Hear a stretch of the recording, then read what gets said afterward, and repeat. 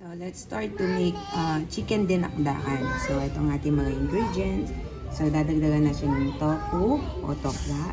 Tapos, yung ating mayonnaise and also rino. So, for our spices, yan, bawang, sibuyas.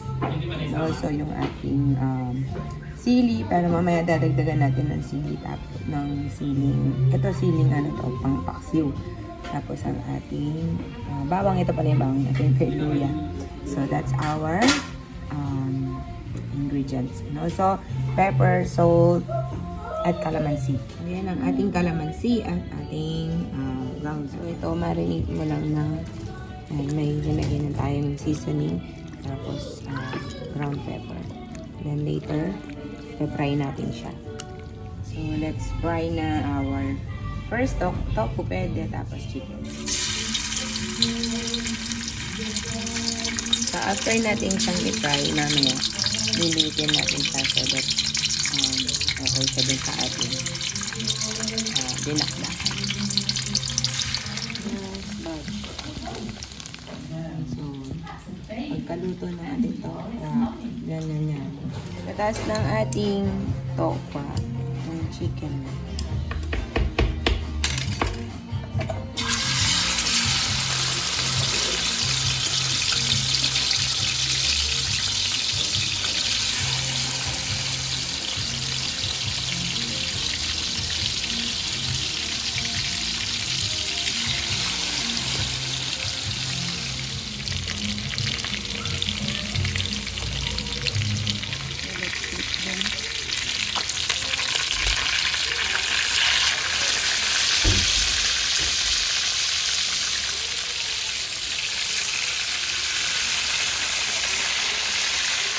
Wala pa rin, meron na.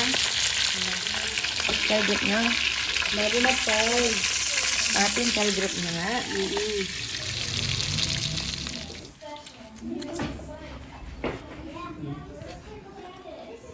Konti lang.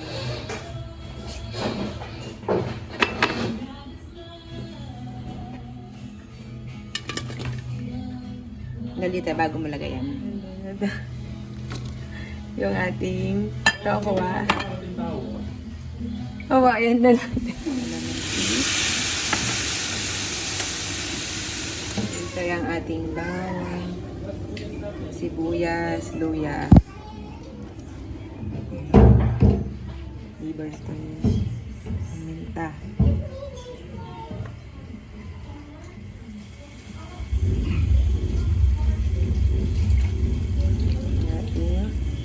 Mayonnaise.